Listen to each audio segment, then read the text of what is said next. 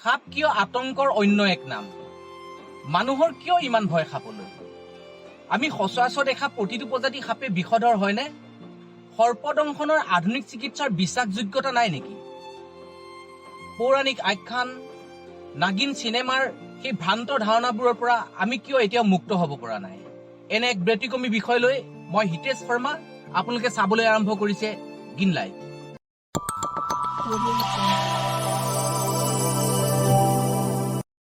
সমগ্ৰ বিশ্বত প্ৰায় ৩,০০০ প্ৰজাতিৰ সাপ আছে। ইয়াৰে ৬০০ প্ৰজাতিৰ সাপ বিষধৰ আৰু ২০০ প্ৰজাতিৰ সাপ সামান্য বিষধৰ। যিবোৰ সাপে মানুহক দংশন কৰিলেও মৃত্যুৰ ভয় নাথাকে। অন্যহাতে আমাৰ দেশত ৩৪০টা প্ৰজাতিৰ সাপ আছে আৰু ইয়াৰে ৬০টা প্ৰজাতিৰ সাপ বিষধৰ আৰু ৪০টা প্ৰজাতিৰ সাপ সামান্য বিষধৰ। আমাৰ অসমত মাত্ৰ ৭৪টা প্ৰজাতিৰহে সাপ আছে, যাৰ ৭টা প্ৰজাতিৰ সাপ বিষধৰ আৰু ৪টা প্ৰজাতিৰ সাপ সামান্য বিষধৰ। আমাৰ অসমত থকা আটাইতকৈ বিষধৰ সাপৰ প্ৰজাতিটো হৈছে কিং কোব্ৰা বা ৰজা ফেটি। ই সমগ্ৰ পৃথিৱীৰ ভিতৰতে আটাইতকৈ দীঘল বিষাক্ত সাপ। এই সাপে দংশন কৰিলে এটা হাতীৰ ৩ দিনৰ ভিতৰত মৃত্যুমুখত পৰিব পাৰে আৰু এজন মানুহক দংশন কৰাৰ ১ ঘণ্টাৰ ভিতৰত এণ্টিভেনম প্ৰয়োগ কৰিব নোৱাৰিলে ব্যক্তিজনৰ মৃত্যু প্ৰায় নিশ্চিত হৈ পৰে। এই সাপ সাধাৰণতে মানুহৰ সংস্পৰ্শলৈ নাহে। বৰ্ষাৰণ্য আৰু গভীৰ অৰণ্যতহে ইহঁতে বাস কৰে। গতিকে ইহঁতৰ দংশনত কাৎচিতহে মানুহৰ মৃত্যু হয় বুলি ক'ব পাৰি। আমাৰ অসমত সঘনে মানুহক দংশন কৰা বিষাক্ত সাপবিধ হ'ল মন'কুলেট কোব্ৰা অৰ্থাৎ চকৰি ফেটি সাপ। এই সাপবিধ যদিও নিশাচৰ, তথাপি আহাৰৰ সন্ধানত দিনতো য'তে ত'তে বিচৰণ কৰি ফুৰা দেখা যায়। এইবিধ সাপৰ দংশনৰ ফলতেই সৰহভাগ সৰ্পদংশন ৰোগীৰ মৃত্যু হয়। এই সাপৰ ফণাত এটা চকৰি থাকে, যাৰ দ্বাৰা ইয়াক অতি সহজতে চিনিব পাৰি। আমাৰ অসমৰ গোৱালপাৰা আৰু ধুবুৰী জিলাত কোব্ৰাৰ আন এটা প্ৰজাতি কম পৰিমাণে দেখা পোৱা যায়, যাৰ নাম হৈছে স্পেকটেকল কোব্ৰা অৰ্থাৎ নাগফেটি সাপ। এই সাপৰ ফণাত 2টা চকৰি থাকে আৰু ই চকৰি ফেটি সাপৰ দৰেই বিষধৰ। অসমৰ নীৰৱ ঘাতকস্বৰূপ সাপবিধ হৈছে ব্লেক কেইট। ই সম্পূৰ্ণৰূপে নিশাচৰ সাপ। এই সাপক মচুৱা গুম বা ফেটি সাপৰ পোৱালি বুলি ভাবি আমাৰ মানুহে প্ৰায় ভুল কৰা দেখা যায়। এই সাপৰ বুকুৰ ভাগ হালধীয়া বগা ৰঙৰ হয়। ব্লেক কেইটে দংশন কৰিলে সাধাৰণতে বিষ নহয়। দংশনৰ 2 ঘণ্টামানৰ পিছতহে দেহত দংশনৰ লক্ষণ পৰিলক্ষিত হয়। গতিকে এই সাপে দংশন কৰাৰ স্থানত 2টা কলা সৰু ফুট যদি দেখা যায়, তেনেহ'লে ততালিকে চিকিৎসালয়লৈ লৈ যোৱা দৰকাৰ। কেইটৰ প্ৰতিটো প্ৰজাতিয়েই বিষাক্ত। অসমত থকা আনবিধ কেইট হৈছে বেণ্ডেড কেইট, যাক অসমীয়াত শংখচূড়, বাঘৰাজ আদি অনেক নামেৰে জনা যায়। কলা হালধীয়া ৰঙৰ এই সাপটোক অতি সহজতেই চিনিব পাৰি।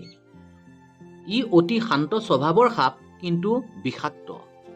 এই সাপে সাধাৰণতে কাকো দংশন নকৰে। ইয়াৰ প্ৰিয় খাদ্য হৈছে অন্যান্য সাপৰ প্ৰজাতিসমূহ। আমাৰ অসমত থকা আন এবিধ বিষাক্ত সাপ হৈছে ৰেড নেক কিলবেক অৰ্থাৎ বাটচুপা সাপ। এই সাপে দংশন কৰিলেও মানুহৰ মৃত্যু হ'ব পাৰে বা এই সাপৰ মাংস ভক্ষণ কৰিলেও মানুহৰ মৃত্যু হ'ব পাৰে। ৰেড নেক কিলবেকৰ বিষদাঁত 2টা মুখৰ ভিতৰৰ ফালে থাকে আৰু যাৰ বাবে ই দংশন কৰিলেও সাধাৰণতে মানুহৰ গাত বিষ নালাগে। গতিকে এই সাপৰ দংশনত এতিয়ালৈকে কোনো মানুহৰ মৃত্যু হোৱা খবৰ আমি পোৱা নাই। আমাৰ অসমত থকা অন্তিমবিধ বিষধৰ সাপ হৈছে পিট ভাইপাৰ, যাক অসমীয়াত সেউজীয়া সাপ বা কলা হালধীয়া সাপ বুলি কয়। ইয়াৰ 2টা প্ৰজাতি আছে যদিও ইহঁত দেখাত প্ৰায় একেই। এই সাপে দংশন কৰিলে অত্যন্ত বিষ হয় আৰু দংশনৰ ঠাইখিনি ফুলি উঠে যদিও এই সাপৰ দংশনত সহজতে মানুহৰ মৃত্যু নহয়। এতিয়া মূল কথালৈ আহোঁ। আন্তঃৰাষ্ট্ৰীয় সমীক্ষা মতে সমগ্ৰ বিশ্বত প্ৰতি বছৰে 54 লাখ মানুহ সৰ্পদংশনৰ কবলত পৰে আৰু ইয়াৰে ৮১,০০০ পৰা ১,৩৮,০০০ মানুহৰ নানান কাৰণত মৃত্যু হয়। অন্যহাতে আমাৰ দেশত ২০০০ চনৰ পৰা ২০১৯ চনলৈ ১২ লাখ মানুহ সৰ্পদংশনত মৃত্যু হয়, অৰ্থাৎ প্ৰতি বছৰে ইয়াৰ সংখ্যা প্ৰায় ৫৮,০০০। ইয়াৰ প্ৰধান কাৰণ হৈছে আতংক আৰু অন্ধবিশ্বাস। আমাৰ সমাজত সাপৰ ওপৰত বিশেষ জ্ঞানৰ অভাৱ হেতু দংশনৰ মাত্ৰকে মানুহ আতংকিত হয় আৰু হাৰ্ট এটেক হৈ মৃত্যু মুখত পৰে। অন্যহাতে আমাৰ সমাজত এতিয়াও বেজ-বেজালিৰ দৰে অন্ধবিশ্বাসৰ অন্ত হোৱা নাই। এতিয়াও মানুহে চিকিৎসালয়লৈ নগৈ জৰা ফুকাত লাগি থকা দেখা যায়। আনকি মৃত ব্যক্তিক পানীত ভুৰ সাজি উটুৱাই দিয়াও দেখা যায়। সৰ্পদংশনৰ প্ৰথম ঘণ্টাটোক গোল্ডেন আৱাৰ বুলি চিকিৎসা বিজ্ঞানে অভিহিত কৰিছে। এই সময়ৰ ভিতৰত সঠিক চিকিৎসা প্ৰদান কৰিলে যিমান বিষধৰ সাপে দংশন নকৰক লাগিলে ৰোগীগৰাকী যে সম্পূৰ্ণৰূপে সুস্থ হ'ব পাৰে সেয়া 100% নিশ্চিত। গতিকে বেজ-বেজালি নকৰি কোনো ধৰণৰ ভয় সংকোচ নকৰাকৈ আমি চিকিৎসকৰ সহায় ল'ব লাগে। সাপ এবিধ নিমাসিত প্ৰাণী। অপকাৰ নকৰিলে ই কেতিয়াও আনৰ ক্ষতিসাধন নকৰে। হাত ভৰি নথকা এই অসহায় প্ৰাণীবিধৰ মুখখনেই একমাত্ৰ নিজক বিপদৰ পৰা ৰক্ষা কৰিব পৰা অস্ত্ৰ। আনফালে ইহঁত কৃষকৰো প্ৰধান বন্ধু। পৰিস্থিতিতন্ত্ৰত ইহঁতে এক গুৰুত্বপূৰ্ণ ভূমিকা পালন কৰি আহিছে। মানৱ জাতিৰ কল্যাণৰ স্বাৰ্থত এনে প্ৰতিটো প্ৰজাতিৰ প্ৰাণীকেই আমি সুৰক্ষা প্ৰদান কৰিব পাৰিব লাগিব। আহক এই ক্ষেত্ৰত আমি সকলোৱে সংকল্পবদ্ধ হওঁ, কিয়নো পৰিস্থিতিতন্ত্ৰত এনে প্ৰতিটো জীৱৰে প্ৰয়োজনীয়তা আছে। পুনৰ এনে এক গুৰুত্বপূৰ্ণ বিষয় লৈ দেখা হোৱাৰ প্ৰতিশ্ৰুতিৰে মই হিতেশ শৰ্মাই আজিলৈ বিদায় লৈছোঁ। চাই থাকিব গ্ৰীণ লাইফ। জয় আই অসম।